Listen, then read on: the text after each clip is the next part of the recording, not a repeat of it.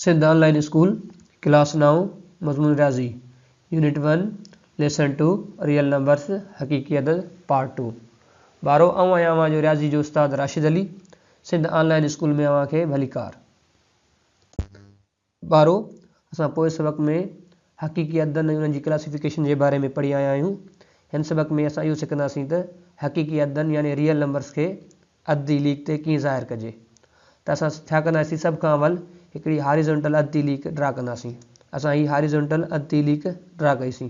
पोइ छा कयोसीं त असां हिन जी जेको ही पॉइंट हूंदियूं आहिनि आख़िर वारियूं जेके हूंदियूं आहिनि आख़िर वारियूं जेके पॉइंट हूंदियूं आहिनि उन्हनि खे असां एरो जो निशान ॾींदा आहियूं। असां ही राइट साइड जेको आहे एरो जो निशान ॾिनोसीं ऐं असां ही जेको लेफ्ट साइड आहे उन ते बि एरो जो निशान ॾिनोसीं।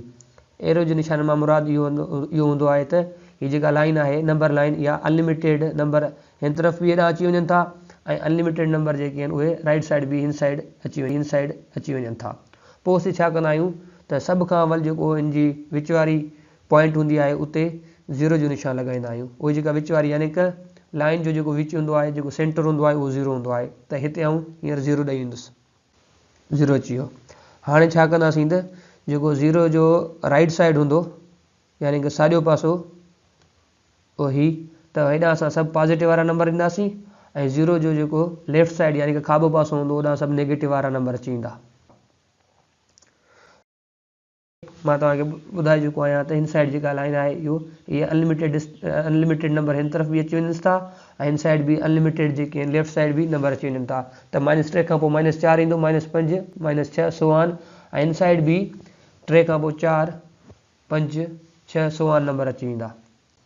पॉइंट्स टू रिमेंबर माना कुझु जेके पॉइंटूं आहिनि तव्हांखे यादि रखणियूं पवंदियूं। Number 1 point zero is the origin or the centre of the number line location does not matter. इन जो मतिलबु इहो आहे त ज़ीरो जेको हूंदो आहे उहो लाइन जो विच हूंदो आहे, चाहे ज़ीरो जी पोज़ीशन कहिड़ी बि साइड ते हुजे पर हमेशह ज़ीरो जेको हूंदो उहो लाइन जो सेंटर ई हूंदो आहे।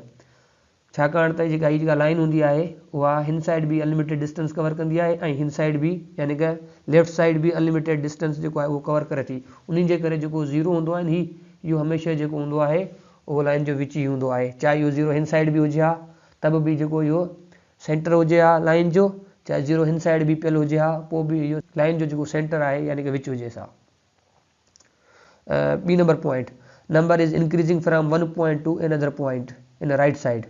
हाणे तव्हां नंबर लाइन ते बीठा आहियो त हिकु नंबर खां ॿिए नंबर ताईं जेकॾहिं तव्हां वेंदो त उहे नंबर इंक्रीज़ पिया थींदा, सही आहे। चाहे उहो तव्हां जेकॾहिं हिते बीठा आहियो -3 ते त -2 ताईं हीउ जेको नंबर आहे उहो राइज़ पियो थो थिए। ऐं 3 नंबर जेका आम पॉइंट आहे number is decreasing from 1 point to other point in left side.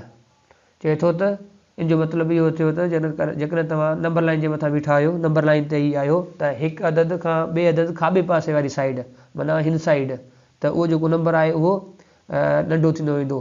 माना हिन खां पोइ जेको नंबर ईंदो लेफ्ट साइड उहो हुन खां हमेशह पहिरें नंबर खां नंढो हूंदो। सपोज़ कयो की त 3 खां असां 2 तरफ़ वेंदासीं त 2 नंढो हूंदो, वरी 2 खां हिन साइड ईंदासीं त 1 हुन खां नंढो आहे।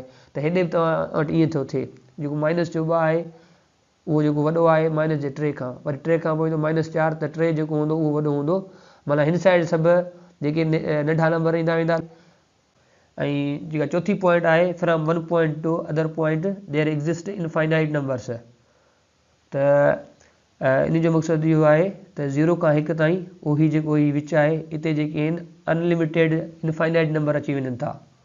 सिर्फ़ु हिते न त 1 खां वठी 2 ताईं या वरी तव्हां हेॾे अचो त -1 खां -2 ताईं, -2 खां -3 ताईं त हिते छा थींदो अनलिमिटेड जेके आहिनि नंबर अची वञनि था। मिसाल तौरु मां हिते 0 खां 1 ताईं जेके कहिड़ा कहिड़ा अनलिमिटेड नंबर अची वञनि था उहे मां नंबर ॾियण जी हिते कोशिशि कयां थो। 0.01 0.01 हिते बि .0001 अहिड़े तरीक़े सां जेके ही नंबर उहो 0 to 1 अची वेंदा सोहान। ऐं अञा बि इलाही सारा जेके नंबर आहिनि इन जो मतिलबु इहो त इनफाइनाइट जेके नंबर आहिनि उहे हिते अची वेंदा आहिनि। लेट्स वी प्रैक्टिस, अचो त मश्क करियूं। Example mark the real numbers -3/2 2 whole 1/4 and 1/2 on a number line. -3/2 2 2 * 1/4 ऐं 1/2 खे नंबर लाइन ते ज़ाहिर करियो। इन जे लाइ सभ खां पहिरियों असां हिते नंबर लाइन ड्रा कंदासीं। हाणे सभ खां अवल असां छा कंदासीं, जेको -3/2 आहे उन खे ॻोल्हण जी तलाश था करियूं त उहो हिन नंबर लाइन ते कहिड़ी जाइ ते ईंदो। त मूं तव्हांखे ॿुधायूं -3/2 बराबरि हूंदो आहे -1.5। 1.5 कहिड़ी जॻह ते ईंदो, 1.5 त माइनस जे 1 खां अॻिते ऐं -2 खां पोइ ते ईंदो। त उहो आहे हिन जो हीउ जेको डिस्टेंस आहे इन जो विच, त पोइ उहो हिन जॻह ते ईंदो। हिते लिखंदासीं -1.5। वरी असां ॾिसंदासीं त जेको हीउ नंबर आहे 2 सॼा 1/4 इहो कहिड़ी जॻह ते ईंदो।